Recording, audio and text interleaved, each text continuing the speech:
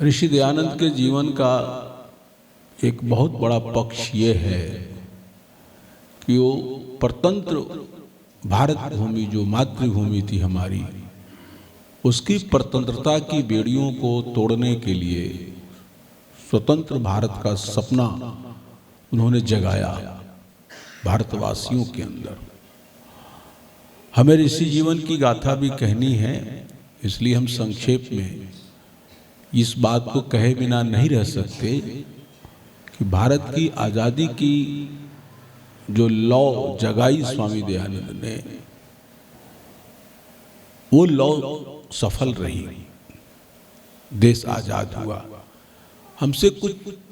मैं कुछ दिनों पहले कुरुक्षेत्र में था, तो वहाँ एक चैनल है, उस चैनल की एंकर एक विदुषी महिला थी। उसने प्रश्न किया था कि स्वामी दयानंद जी का यदि असमय में देहांत न हुआ होता विश्व प्रदान करके, यदि वो स्वाभाविक आयु पाते तो क्या क्या हो सकता था। एक संभावित प्रश्न है। स्वामी जी तो असमय में चले गए, लेकिन इतिहास के विद्यार्थी और सामयिक विषयों पर सोचने वाले लोग ये प्रश्न उठाते हैं। तो मैंने उनसे दो बातें कही थी कि और कुछ होता या ना होता, देश पहले आजाद हो जाता। हमारा देश जो 1947 में आजाद हुआ और पहले आजाद हो जाता। और दूसरा काम कि चारों वेदों का भाष्य हो जाता। बहुत सारी जो शंकाएं हम आर्य समाज के विद्वानों के मन में आती रहती हैं, वो सारी शंकाओं की निवृत्ति हम लोग कर चुके होते। आर्य समाज की प्रथम पीढ़ी के विद्वान, ये जो बहुत कार्य होते, उसमें से दो कार्य मैंने आपको गिनाए।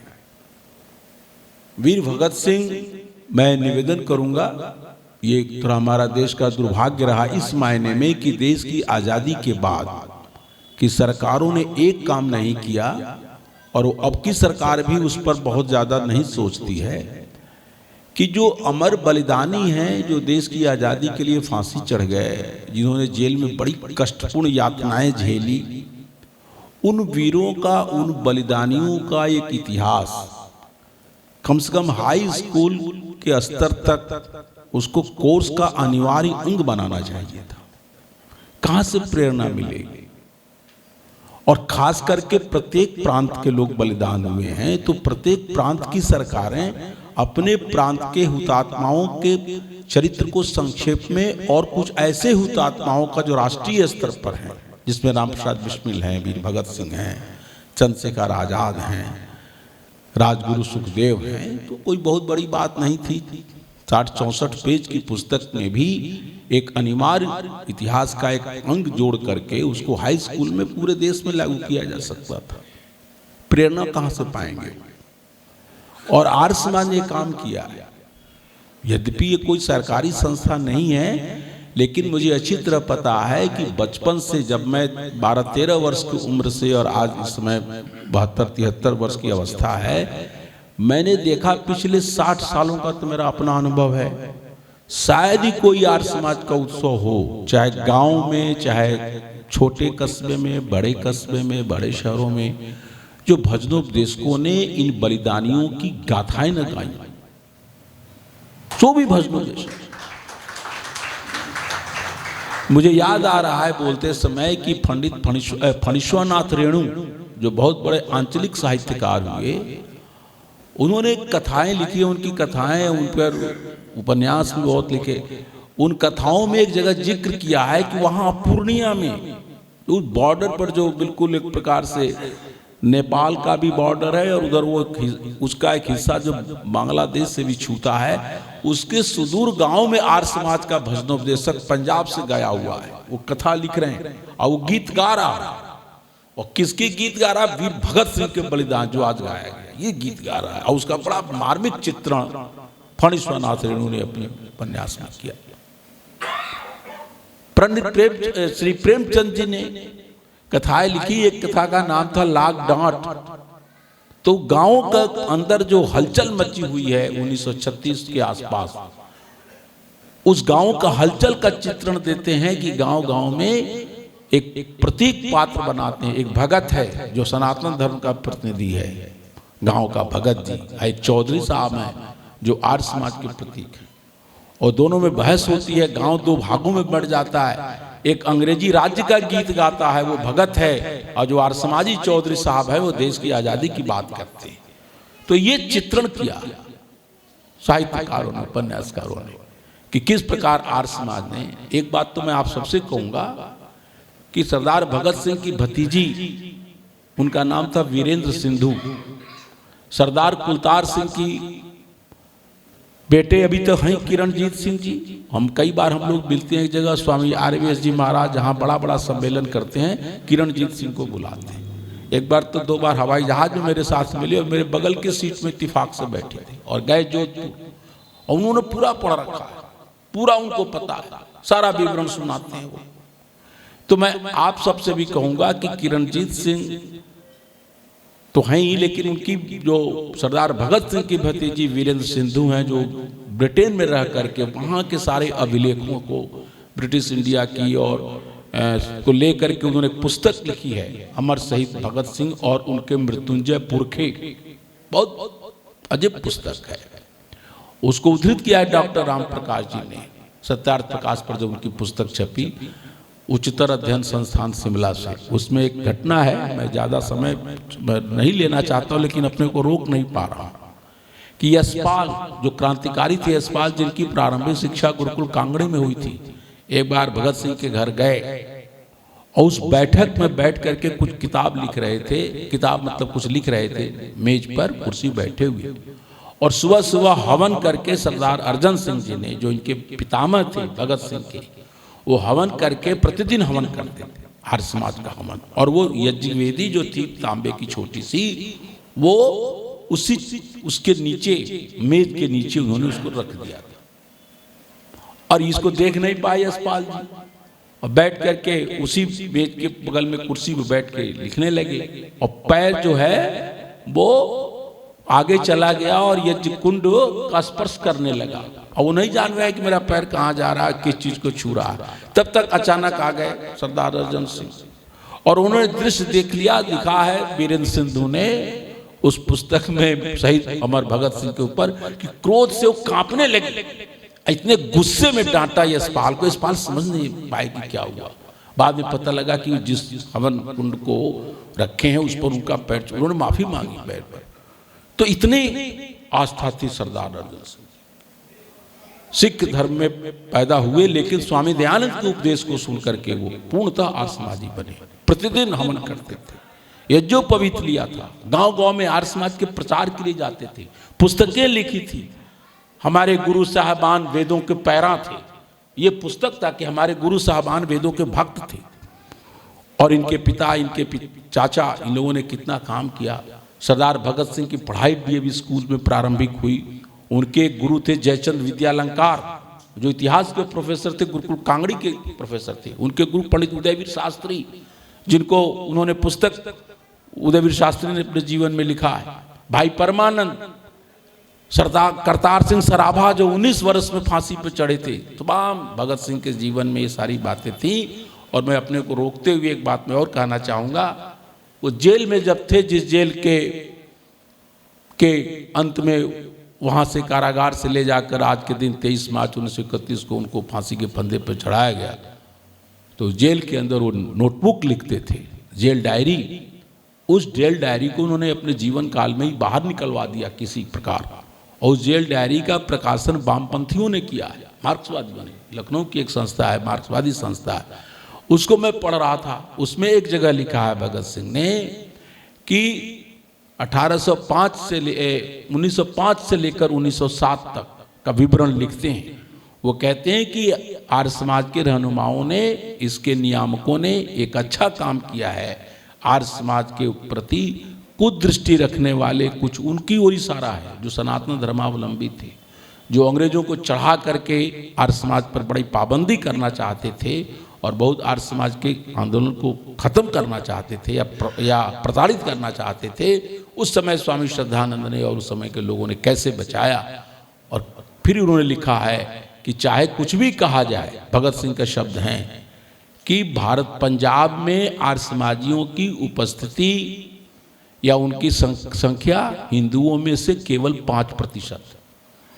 हिंदू जितने थे पंजाब में उस समय का पंजाब अविभाजित पंजाब, आज का पाकिस्तान भी उसमें शामिल है, उस हिंदुओं में केवल 5% आर्य समाजी हुए थे। लेकिन भगत सिंह लिखते हैं कि इन्हीं 5% आर्य समाजियों ने देश की राजनीतिक, सामाजिक, हर प्रकार की क्रांति का काम यही कर रहे हैं। और इस क्रांति के कार्य करने के कारण सबसे ज्यादा प्रताड़ित भी अंग्रेजों से यही हो रहे हैं। ये भगत सिंह के शब्द। और हम तो छोटे थे, लेकिन उस समय भी कुछ लोग थे। जब मैं शाहजहांपुर में पढ़ता था गुरुकुल में, तो गुरुकुल की चंदा लेने के लिए एक सूर गांव में भेजे गए हम लोग। एक नदी को पार करके, गर्रा नदी वहां बोलते हैं, उस पार एक गांव में गए। पता लगा कि हम लोगों को उस घर में टिकाया गया जहां रात्रि में रामप्रसाद बिस्मिल जी टिके थे। तो वहां हम लोग गए, ब्रह्मचारी थे, 15-16 साल के थे। बहुत वृद्ध व्यक्ति आए, बड़े लंबे चौड़े। पता लगा कि उन्होंने खुद रामप्रसाद बिस्मिल को देखा था। तो वो संस्मरण सुना रहे थे कि रात्रि में आए थे और सुबह ही भाग चले गए। वो रात उनको बचना था, तो उनको खाट लाया गया रामप्रसाद बिस्मिल के लिए, सोने के लिए। तो उन्होंने ये कहकर हटा दिया कि मैं ब्रह्मचारी हूँ, मैंने स्वामी दयानंद के सत्यार्थ प्रकाश को पढ़कर ब्रह्मचारी की प्रेरणा ली है और मुझे देश की आज़ादी काम करना हूँ। ब्रह्मचारी को खाट पर नहीं सोना चाहिए, तख्त लाओ, तख्ते लाओ, नहीं तो मैं नीचे भूमि पर शयन किया। तख्त की व्यवस्था नहीं हुई, लेकिन वो खाट पर रामप्रसाद बिस्मिल जी नहीं सोए। ये उन्होंने संस्मरण सुनाया। मेरी जब नियुक्ति हो गई 2 मार्च 1981 को, मैंने ज्वाइन किया अमेठी के डिग्री कॉलेज को। तो मेरे सम्मान में 9-10 दिन बाद सुल्तानपुर जिला था, अब तो अमेठी स्वतंत्र जिला बन गया है, उस समय सुल्तानपुर जिले का अंश था। तो सुल्तानपुर की आर्य समाज ने एक सभा रखी और इत्तेफाक की बात की उस सभा की अध्यक्षता के लिए उन्होंने सचिंद्रनाथ बख्शी का चयन किया। और सचिंद्रनाथ बख्शी वो थे जो काकोरी कांड में अभियुक्त थे और जेल की यातनाएं भी सही थी। वो इत्तेफाक से अपने, उनका बेटा उस समय वहाँ इंजीनियर था PWD में, इसलिए वो सुल्तानपुर में रह रहे थे। वाय लगभग बड़े सुंदर गौर वर्ण, सारे बाल उजले हो गए थे और धवल खादी का कुर्ता पाजामा पहने हुए उन्होंने सभा की अध्यक्षता की। मैंने कुछ भाषण में इसी प्रकार की क्रांतिकारी कुछ बातें कही, तो उन्होंने बड़ी महत्वपूर्ण बात कही सचिंद्रनाथ बख्शी ने अपने अध्यक्षीय भाषण में। उन्होंने कहा कि हम लोग जेल में पूछते थे अशफाकुल्ला खां से, कह रहे भाई तुम रामप्रसाद बिस्मिल के पक्के दोस्त हो, मित्र हो, आज़ादी के काम कर रहे हो, क्या तुम्हारे घर वाले तुम्हें नहीं रोकते? क्योंकि मुसलमानों का रवैया बहुत अनुकूल नहीं था उस समय। तो उन्होंने कहा बहुत रोकते हैं हमको, तो फिर कैसे कर पाते हो? तो कहा मैं उनको धमकी देता रहता हूँ कि हमें क्रांति का काम करने दो भैया, रामप्रसाद बिस्मिल के साथ रहने दो, और नहीं तो मैं शुद्ध हो जाऊंगा। शुद्ध हो जाऊंगा समझ रहे हैं कि मैं वो जैसे आर्य समाज का जो मैं शुद्धि आंदोलन, मैं शुद्ध होकर, तब घर वाले डर जाते, कहते नहीं ठीक है तुम मुसलमान करके कर। तो ऐसे बहुत सारे संस्मरण हैं हम लोगों को। जो भावना से पंडित रामप्रसाद बिस्मिल ने, चंद्रशेखर आज़ाद ने, भगत सिंह ने देश की आज़ादी के लिए काम किया, निश्चय ही वो भावनाएं पूरी नहीं हुई। शोषण बहुत है, विषमताएं बहुत है। वो तो उनका समाजवादी दृष्टिकोण ही था, चंद्रशेखर आज़ाद का भी और भगत सिंह का भी। इस प्रकार का जो हमारे देश में बेशर्मी के साथ जो काम हो रहे हैं, कुछ काम ऐसे हो रहे हैं कि 11,000 करोड़ न जाने कितना करोड़ खर्च कर दिया अंबानी ने अपने बेटे की शादी में। ये क्या करना? ये भगत सिंह का सपना था कि इस प्रकार अपना मूर्खतापूर्ण प्रदर्शन किया जाएगा, फिजूल खर्ची। तो जो समता मूलक समाज की देखते थे, स्वामी दयानंद ने भी लिखा है, राजाओं के राजा किसान होते हैं। उन्हें नमक कर के विरोध में, टैक्स के विरोध में लिखा। घास पे जो जंगली घास पर टैक्स लगाया था अंग्रेजों ने, उसके खिलाफ सत्यार्थ प्रकाश के प्रथम संस्करण में लिखा।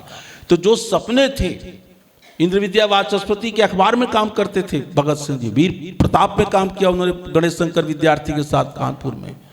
और वो जब कलकत्ता गए तो वहां आर्य समाज मंदिर में रुके, लाहौर में DAV कॉलेज में रुकते थे। वो छिपने के सारे जगह आर्य समाज हुआ करते थे। और चलते चलते वो कलकत्ता आर्य समाज के चपरासी को अपना वो थाली दे गए, लोटा, और बहुत दिनों तक उनके पास रही। और स्वामी ओमानंद जी महाराज जो गुरुकुल झज्जर के संस्थापक थे, आचार्य भगवान देव, वहाँ से लोटा थाली ले आए। अभी भी सरदार भगत सिंह की लोटा और थाली है, तो जाके म्यूजियम में, गुरुकुल झज्जर के म्यूजियम में अभी भी रखा हुआ है। यहां तक कि भारत की सरकार ने कोई इनकी बहन चंद्रशेखर राम प्रसाद बिस्मिल की बहन सब्जी बेच करके अपना घर का गुजारा करती थी, सब्जी बेच करके घर का जाकर स्वामी ओमानंद जी महाराज उनको पैसे दे आते थे। ये इतने कष्ट झेलने पड़े सब भगत सिंह के परिवार के वो लोगों को। बहुत बाद में इंदिरा जी ने 1972 में इनके परिवार के उन लोगों को किया, लेकिन आर्य समाज के लोग उनकी मदद जितनी हो सकती थी उस समय भी करते थे। तो ये बातें मैं इसलिए कह रहा हूँ कि हमें अपने बच्चों के अंदर, अपने संतानों के अंदर, अपने परिवार के अंदर इन अमर बलिदानियों की गाथाएं सुनानी चाहिए और जिसे प्रेरणा ले सच्चे भारत के भक्त बने। और जो सपना ऋषि दयानंद का था भारतवर्ष को कैसा बनाया जाए, उन्हीं सपनों पर हमारे ये देश की आज़ादी के दीवाने चल रहे थे। अब नहीं तो आगे आने वाली पीढ़ियां भी उन सपनों को कैसे पूरा करेगी, इसकी प्रेरणा अमर बलिदानियों के क्रांतिकारी कथाओं से, उनके जीवनियों से मिलती है। हमें पढ़ना चाहिए। मनमथनाथ गुप्त ने, यशपाल ने, भगवान दास माहौर ने, बहुत ऐसे लोग हैं जिन्होंने जो स्वतंत्रता संग्राम सेनानी थे और उन्होंने उन पर जीवनियाँ लिखी हैं आज़ादी का। ये अपने आज के बच्चे और बच्चियों को पढ़ना चाहिए। ये आर्य समाज ये चाहता है। इन शब्दों के साथ मैं 23 मार्च आज जो 2026 है, उन बलिदानियों को जो सबके प्रतीक एक भगत सिंह बन जाते हैं, वो सभी बलिदानियों को बड़े कष्ट से। हमारे स्वामी सत्यप्रकाश जी बताते थे कि गेंदालाल दीक्षित इतना कष्ट उनको मिला, बेचारे मरते दम तक जीवित शहीद हो जाना ज़्यादा अच्छा था, जितना कष्ट झेले वो अंग्रेजों के द्वारा, जितना प्रताड़ित किए गए, पीड़ित किए गए। स्वामी सत्यप्रकाश जी बताते थे जब गोली में जो वहाँ का जो इलाहाबाद का जो अल्फ्रेड पार्क था जिसमें शहीद हुए चंद्रशेखर आज़ाद, उस दिन वो यूनिवर्सिटी में थे और जब उनको पता लगा कि शहीद हो गए तो कहते हैं कि 24 घंटे तक खाने का मन ही नहीं किया। मैं बहुत दुखी हुआ, विषण हुआ। तो प्रैक्टिकल करने बच्चों को मैं नहीं करा पाया। तो आर्य समाज के लोग, सुरोशन सिंह तो मर गए तो उनकी लाश को अंत्येष्टि संस्कार पंडित गंगा प्रसाद उपाध्याय के पुत्र विश्व प्रकाश जी ने किया। तो ये आर्य समाज का जो इतना निकटता का संबंध रहा है, इसलिए हम लोगों को पीड़ा होती है कि स्वामी दयानंद ने जो देश की आज़ादी का सपना देखा था और जिस पर हमारे क्रांतिकारी बलिदानी लोग चले, उनके सपनों का भारत नहीं बना पाए हैं। ये हमको बच्चे आज आने वाले जो संतानें, आने वाली पीढ़ियां हैं, उनको भी प्रेरणा मिलती रहे, इसलिए आर्य समाज इस प्रकार के आयोजन को करता है और करते रहना चाहिए।